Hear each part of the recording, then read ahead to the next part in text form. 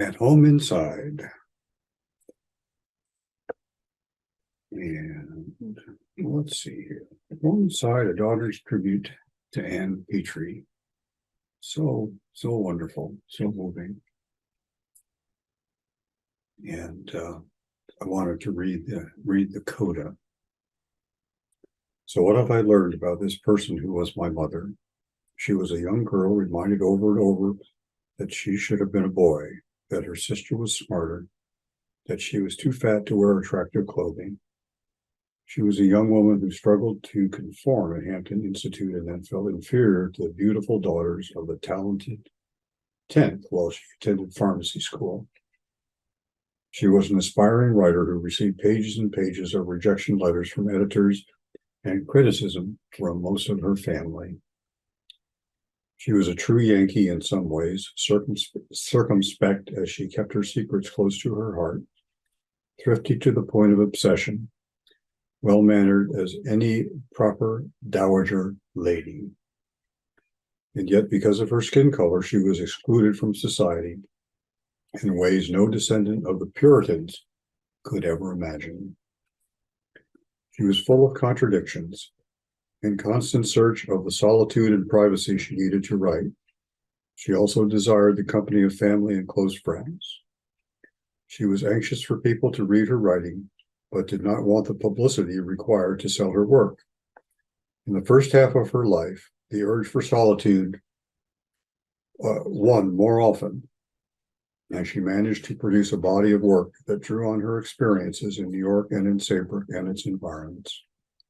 The sources of this work, which she often refused to discuss, were myriad: her family, her friends, her father's drugstore patrons, and stories from the newspapers she saved. During the second half of her long life, she found more reasons for not writing than for committing her 3,000 words to paper each day. She spent her time caring for a small army of friends and relatives. Though she gained a great deal of satisfaction in her role as caretaker, it had a deleterious effect on her own health. And she spent days, sometimes weeks in bed, on and off over the years. She seemed to recover, but then suffered recurrent bouts of illness through much of the last 10 years of her life. Yet, beyond wanting to tell compelling stories, my mother wanted to right the injustices that the world visited on people because of their race, or their gender, or their poverty. She became everyone she wrote about. I am my grandfather, a runaway slave, heading north, running away from a plantation in Virginia. I am my father, a young man opening a drugstore in a New England village, being told, "We'll run you out of town. Don't want no black druggist in this town." I am my sister, brilliant, beautiful, graduating from high school at the top of her class, accepted at Brown University in 1928, arriving in Providence with my mother, being told that Brown, that great New England college, does not permit black students, male or female, to stay in its dormitories. I am a conjure woman. I am my great Uncle Zeke who can levitate. I am my great grandfather. You can't take us back now. We paid to get here. I am Sister Rose Jackson, a colored woman, buried the wrong way round near the swamp at the back of that ancient burying ground in Old Saybrook. I am my great Uncle Charles Hudson of the New York Cavalry. I am Uncle Bill on a chain gang, bullet scars on the back of his neck. Caught in one of those towns where it was a crime for a black man to linger after sunset. Most of all, my beautiful, loving mother was a woman whose energy did not always match her endless capacity to love and nurture her fellow humans.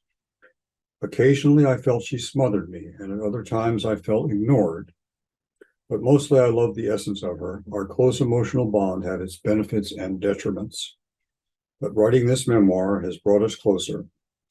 There were times when I cringed as I read about things that I had done to disappoint or hurt her. But in the end, I came to appreciate even more her devotion to me and my welfare. To the extent that one person can capture the essence of another, I hope I have at least made a start. I encountered difficulties in trying to compile an accurate portrait of this brilliant, complex woman. Her natural reticence and our close emotional bond have made it difficult for me to assess my mother as a writer, as opposed to mother as mom. I was born after she had published 2 of her 3 novels and was well into the 3rd. My sense of her as a writer was limited because she produced much of her work before I became aware of what she was doing in her room with the door closed.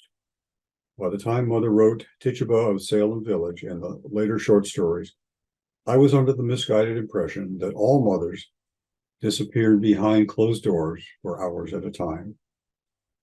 The length of her life and the volume of materials that she left made me feel as though I could only capture one small part of this amazing person.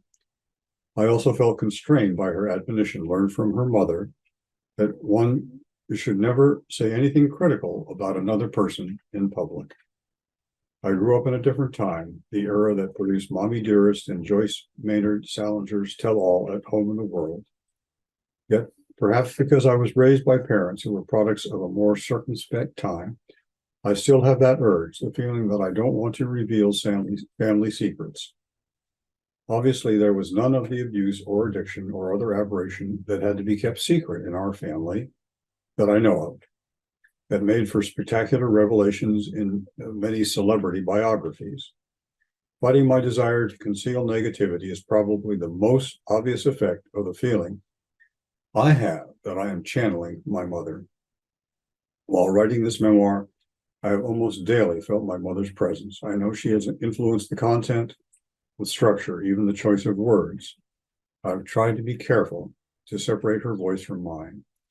I feel her creeping in, though, and sometimes didn't realize I had appropriated her words until I reread the passage. Even then, I had to resist the urge to leave her words on the page. In the end, I was left with this. She was a woman of remarkable determination who overcame her limitations to leave the world a better place than she found it. And she did much by the force of her own will. I believe that one of the reasons she lived to be 88 years old was the application of mind over matter. She decided she would survive, and she did until she decided she was ready to leave this world. It was cold and damp and raining that April day when her spirit finally left her pain-racked body.